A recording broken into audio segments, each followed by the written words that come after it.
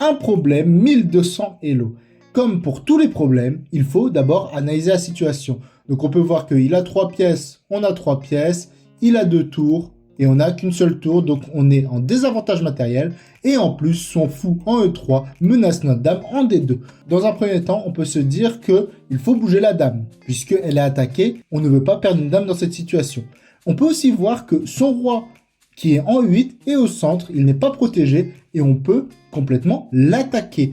Donc au vu de la situation, on peut se dire qu'il faut faire un coup de dame pour attaquer le roi. Il y a deux solutions, soit on aurait dame D7 échec, soit dame D8 échec. Puisque pour profiter d'une situation, il faut que l'adversaire puisse faire des coups forcés et qu'il ne puisse pas améliorer sa position avec un coup faible comme par exemple dame 2 ou dame D3 qui permettent de sauver notre dame mais qui ne sont pas vraiment actifs. Alors dame D7 échec, ce qui serait bien c'est qu'il bouge son roi en F8 puis qu'on puisse le mater en F7, sauf que ça n'arrivera pas puisque si on met notre dame en D7, il a plusieurs manières de prendre notre dame, que ce soit avec son fou ou avec son cavalier. L'autre coup que j'ai vu c'est dame D8 échec, mais à ce moment-là c'est la même chose puisqu'il y a sa dame qui protège la case D8 et pourrait tout simplement manger. Ensuite on remangerait avec la tour et il mangerait notre tour et on aurait perdu une nouvelle tour qu'on avait déjà en moins. Donc au final, on peut se dire que ce n'est pas un coup de dame qu'il faut pour résoudre ce problème. Comment peut-on sauver notre dame sans bouger notre dame ?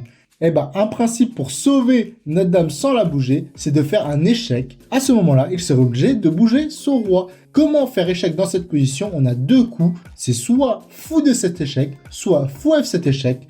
Donc fou D7 échec, il y a toujours cavalier prend ou fou prend, et on perd quand même une pièce. Et sur fou F7 échec, on a le cavalier qui défend la case F7, donc il ne pourrait pas reprendre avec son roi, et aucune pièce ne défend la case F7. Et donc, après fou F7 échec, est-ce qu'on aurait une attaque ? Après fou F7 échec, il faut se demander qu'est-ce qu'il pourrait faire. Alors, il aurait deux coups possibles, puisqu'on bloque toute la colonne avec notre dame et notre tour.